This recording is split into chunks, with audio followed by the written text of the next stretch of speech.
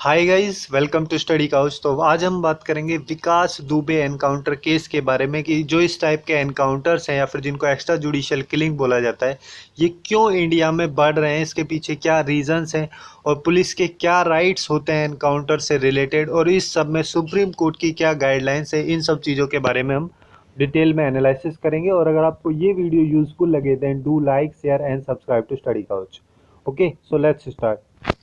अभी रिसेंटली जो विकास दुबे हैं, जो कि एक गैंगस्टर थे उत्तर प्रदेश के, उनको अभी यूपी की पुलिस के द्वारा एनकाउंटर किया गया था, जिसको कि एक्स्ट्रा जुडिशियल किलिंग भी हम बोलते हैं। तो यहाँ पे इस सिचुएशन के बाद में कई सारे क्वेश्चंस, पुलिस की जो एथनिसिटी है या फिर पुलिस के जो रूल्स एंड रेगुलेशन जो हैं, उन सब पे काफ़ी क्वेश्चंस अराइज हुए।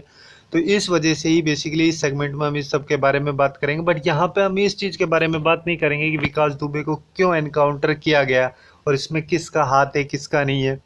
क्योंकि वो सारी चीज़ें एग्ज़ाम पॉइंट ऑफ व्यू से काफ़ी इंपॉर्टेंट होती नहीं है। बट यहाँ पे जो मेन इंपॉर्टेंट होते हैं वो पुलिस के राइट्स होते हैं या फिर कॉन्स्टिट्यूशन का जो प्रोविज़न होता है, उसके अलावा सुप्रीम कोर्ट की क्या गाइडलाइंस है इन सब चीज़ों को रिलेटेड, ये सारी चीज़ें काफ़ी इंपॉर्टेंट होती हैं। अब जो हमारी पुलिस होती है उसके पास कई सारे राइट्स होते हैं, और क्या राइट्स होते हैं जिनकी वजह से इस टाइप के जो एनकाउंटर के स्टेप्स लिए जाते हैं, इन सब चीज़ों के बारे में अगर हम बात करें तो बेसिकली जो पुलिस फोर्स होती है उसके पास में एक राइट होता है कि वो कोई भी क्रिमिनल जो होता है उसको इंजर कर सकती हैं या फिर उसकी मार भी सकती हैं। बट वहाँ पे मेन कंडीशन ये होती है, ये जो सिचुएशन है मारने की, ये सेल्फ डिफेंस में ही होनी चाहिए।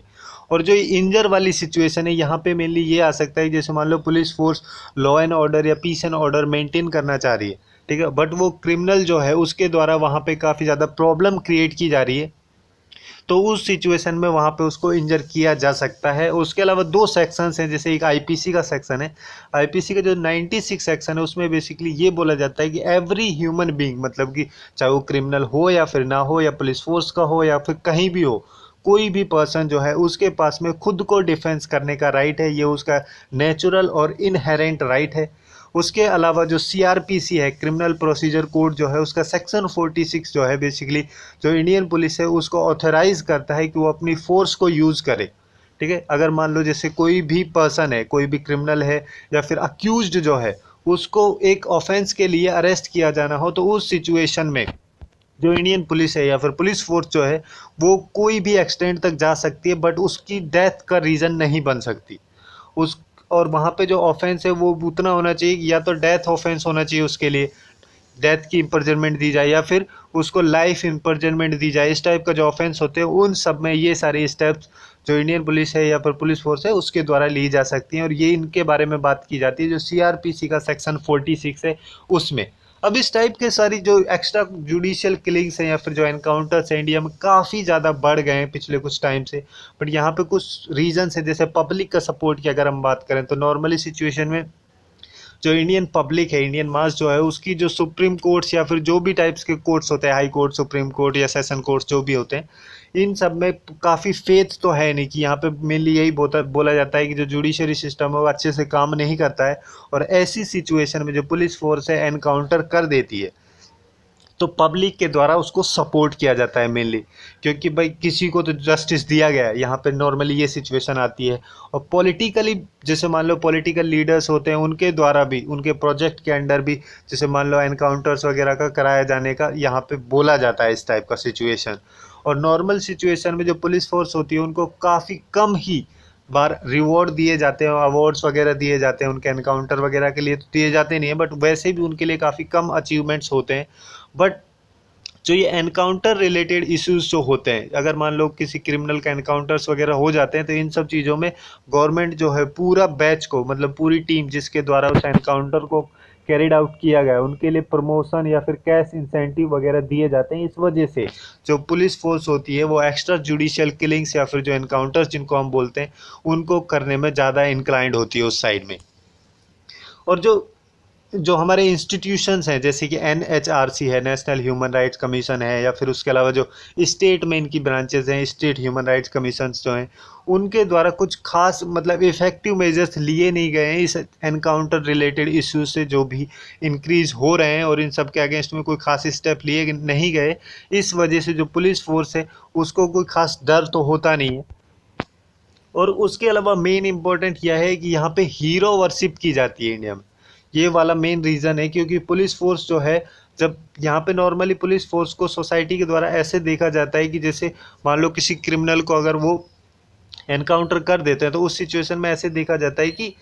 किसी क्रिमिनल को सोसाइटी से मतलब सोसाइटी से बेसिकली गंदगी को हटाया गया है। तो इस टाइप से अगर मान लो जब उनके द्वारा एनकाउंटर किए जाते हैं तो उस सिचुएशन में जैसे कि अभी ये विकास दुबे का केस हो तो उस केस में बेसिकली इस टाइप से माना जाता है कि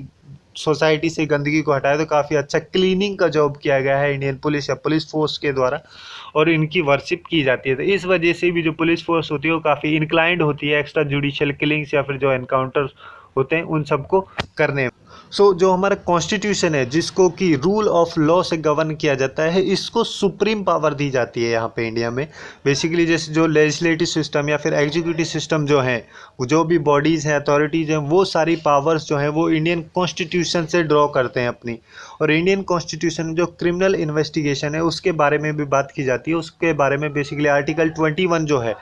जो कि हमारा फंडामेंटल राइट है जिसको कि right to life and personal liberty बोला जाता है, इस राइट के अंदर क्रिमिनल इन्वेस्टिगेशन के बारे में बात की जाती है। और जैसे कि आप लोग देख रहे हैं आर्टिकल 21 जो कि एक फंडामेंटल राइट है, तो यहाँ पे जो पुलिस फोर्स है उसकी रिस्पॉन्सिबिलिटी बन जाती है कि जो कॉन्स्टिट्यूशन का जो प्रिंसिपल है उसको फॉलो किया जाए और right to life of every individual इसको अपहोल्ड किया जाना चाहिए, चाहे वो इनोसेंट हो या फिर वो क्रिमिनल हो। तो इस वजह से जो एनकाउंटर्स या फिर एक्स्ट्रा जुडिशियल किलिंग्स जो होती हैं उन सब का कोई प्रोविज़न इंडियन कॉन्स्टिट्यूशन में है नहीं। बट यहाँ पर सुप्रीम कोर्ट जो है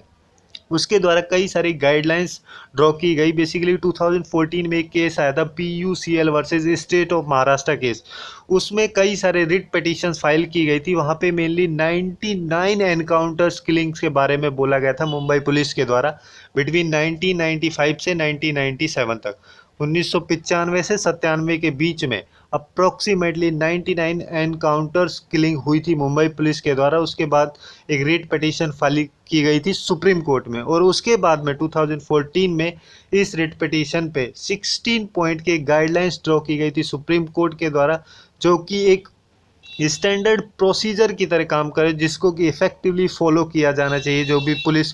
फोर्स होती है या फिर एनकाउंटर की जो सिचुएशन होती है उस टाइम पे। मतलब जैसे कि रिकॉर्ड टिप ऑफ, जो टिप ऑफ की सिचुएशन मिलती है पुलिस को उसको रिकॉर्ड किया जाना चाहिए। उसके जो FIR वगैरह होती हैं, जैसे मान लो कोई भी क्रिमिनल होता है उसकी FIR वगैरह रजिस्टर होती है तो उसमें ही जो टिप ऑफ दी जाती है उसको भी रिकॉर्ड किया जाना चाहिए, बट अभी तक किया जाता नहीं है।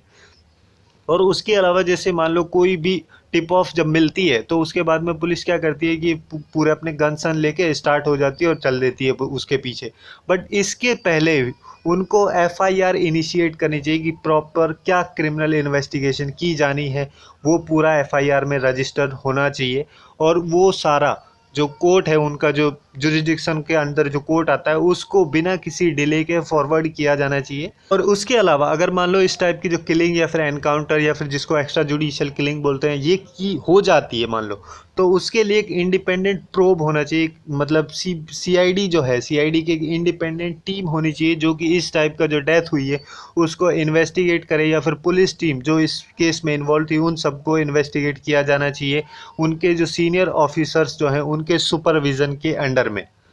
और उसके साथ साथ जो NHRC है, नेशनल ह्यूमन राइट कमीशन जो है उसको भी तुरंत इन्फॉर्म किया जाना चाहिए एनकाउंटर के बाद में। जो स्टेट ह्यूमन राइट कमीशन है या फिर जो नेशनल ह्यूमन राइट कमीशन है उन दोनों में से किसी को भी। और जब इस टाइप की स्टेप ले ली जाती हैं पुलिस फोर्स या पुलिस ऑफिसर के द्वारा और उनको गिल्टी फाउंड किया जाता है किसी रॉन्गफुल एनकाउंटर के लिए, तो उनके अगेंस्ट में जो IPC है, इंडियन पिनल कोड जो है उसके अंडर के जो ऑफेंसेस हैं उनके अंदर उनको इनिशिएट किया जाना चाहिए इमीडिएटली और उन पे स्ट्रिक्टली ऑब्जर्व किया जाना चाहिए जो भी इस टाइप के जो डेथ या फिर ग्रीवियस इंजरी के केसेस होते हैं उन सबको लेके। तो यही कुछ इंपॉर्टेंट गाइडलाइंस है जो सुप्रीम कोर्ट के द्वारा जो एनकाउंटर रिलेटेड इश्यूज़ हैं उन सब के बारे में बोली गई थी कि जो पुलिस फोर्स है उन सब के द्वारा ये सारे स्टेप्स फॉलो की जानी चाहिए। तो यही थी कुछ इंपॉर्टेंट इन्फॉर्मेशन जो विकास दुबे का एनकाउंटर केस है उससे रिलेटेड, क्यों ये सारे केसेस एनकाउंटर के इंडिया में बढ़ रहे हैं उन सब के बारे में। Hopefully you guys find it useful, and if you find it useful then do like, share and subscribe to Study Couch. Thanks for watching and have a good day.